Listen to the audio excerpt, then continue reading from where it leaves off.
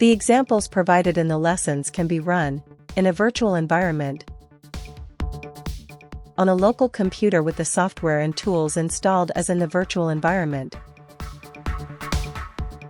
or in a web browser using an online .NET Playground. Important note: some examples may not be reproducible or run on online .NET Playgrounds.